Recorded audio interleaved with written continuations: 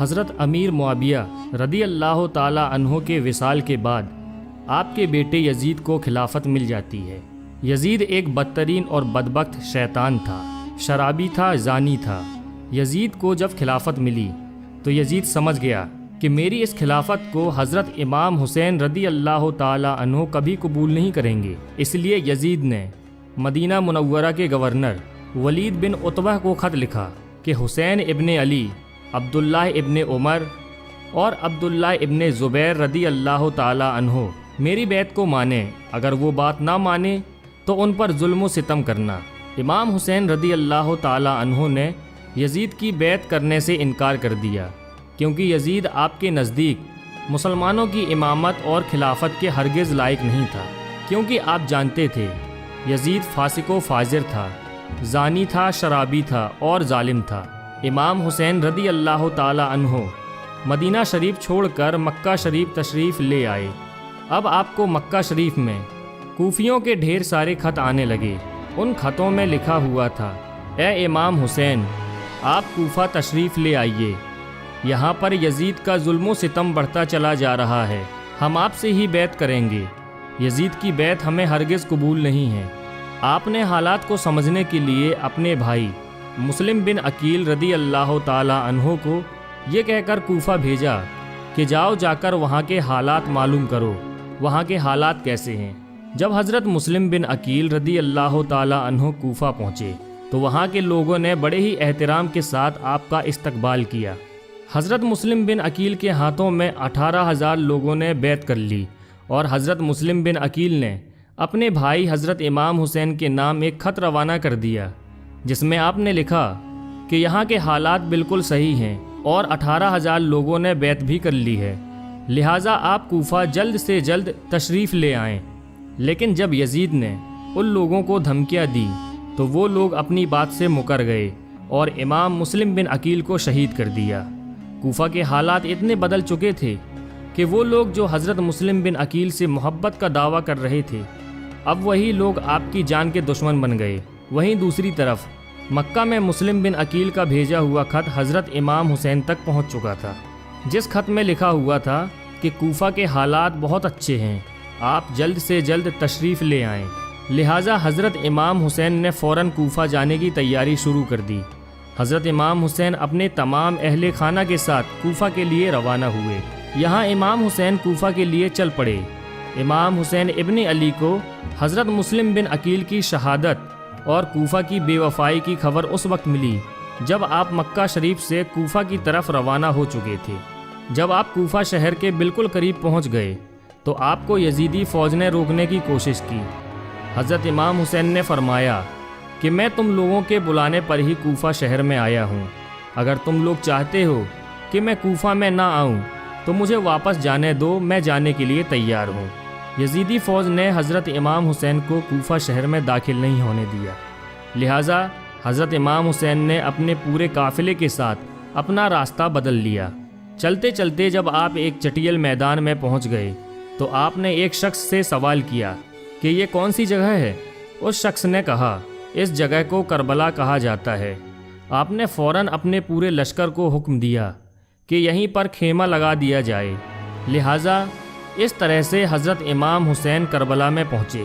ادھر یزیدی فوج کو جب اس بات کا علم ہوا کہ حضرت امام حسین نے اپنا خیمہ کربلا کے میدان میں لگایا ہوا ہے تو یزیدی فوج نے بھی فوراً کربلا کے میدان میں پہنچنا شروع کر دیا۔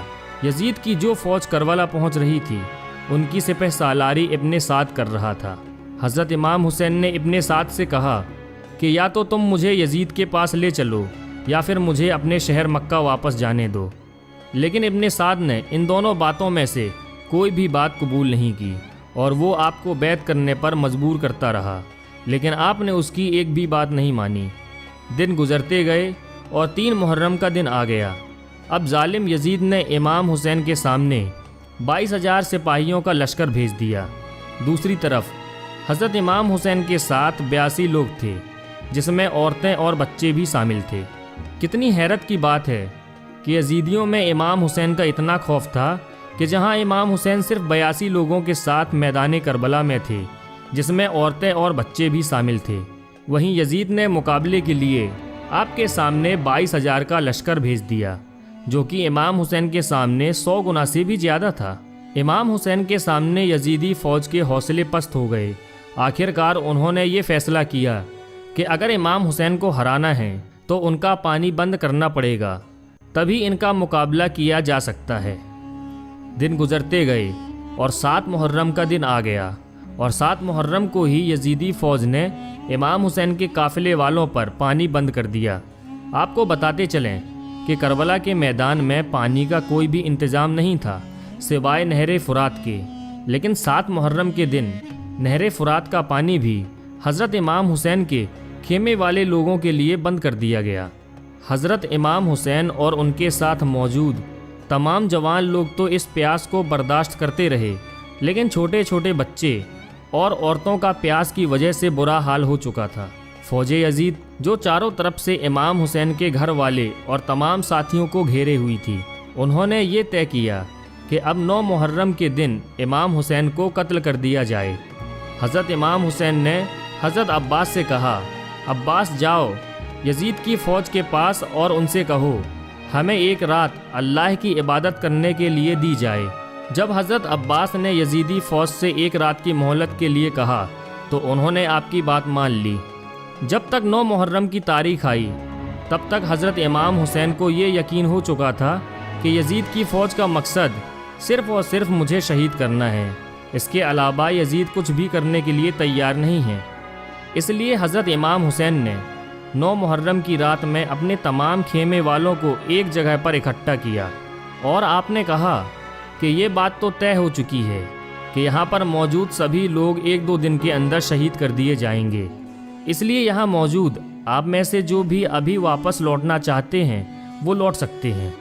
हज़रत इमाम हुसैन ने फ़ौरन खेमे में जल रहे तमाम दियों को बुझवा दिया और अंधेरा करवा दिया था ताकि जो भी जाना चाहे वो बेझिझक चला जाए। थोड़ी देर बाद जब दियों को दोबारा जलवाया गया तो सारे के सारे लोग बैठे आंसू बहा रहे थे, यानी कोई भी हज़रत इमाम हुसैन को छोड़कर जाने के लिए तैयार नहीं था।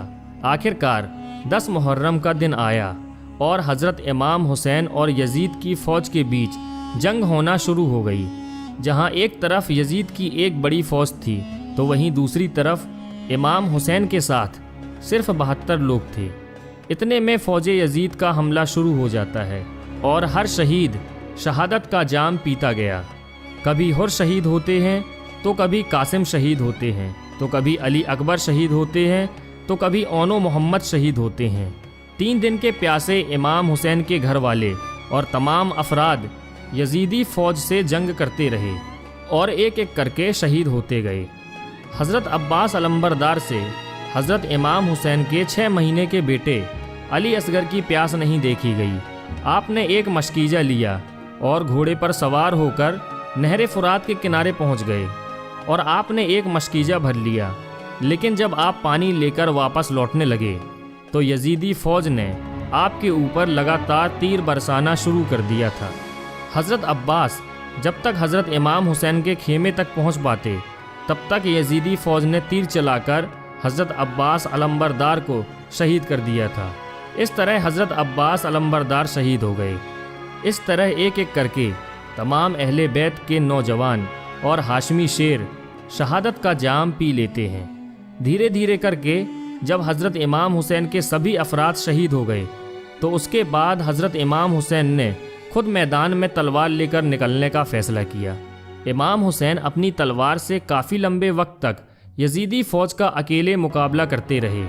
हज़रत इमाम हुसैन के तन्हा होने के बावजूद भी आपके मुकाबले में कोई भी नहीं आना चाहता था और उसकी सिर्फ़ एक ही वजह थी और वो वजह ये थी कि आप हज़रत अली के बेटे थे। उस वक्त यजीद फ़ौज के एक कमांडर इब्ने साद को ये यकीन हो चुका था कि हम किसी भी तरह से हज़रत अली के बेटे का मुकाबला नहीं कर सकते हैं। इसलिए उसने अपने तमाम फ़ौजियों को इमाम हुसैन के ऊपर एक साथ हमला करने का ऑर्डर दिया।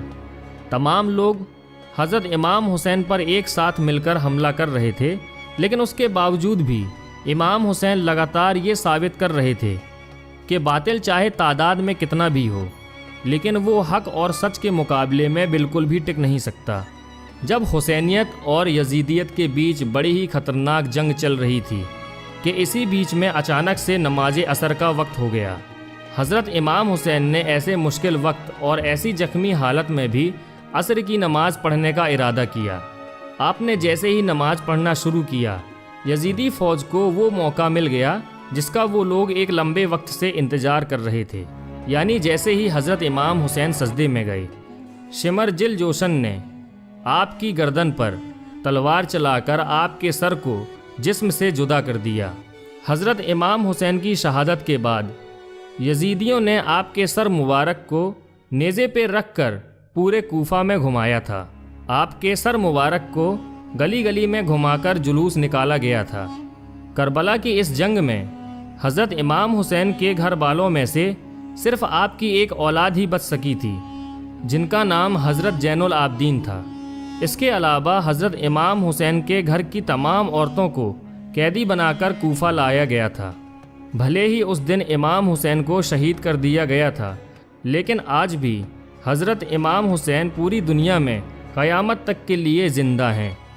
یزید ڈوب گیا شام کے اندھیروں میں، حسین چمکے ہیں دنیا میں روشنی کی طرح۔ دوستو، اگر آپ کو یہ ویڈیو پسند آئی ہو تو ویڈیو کو لائک کریں، اپنے دوستوں کے ساتھ شیئر کریں اور ایسے ہی ویڈیوز پانے کے لیے ہمارے چینل کو سبسکرائب کر دیں۔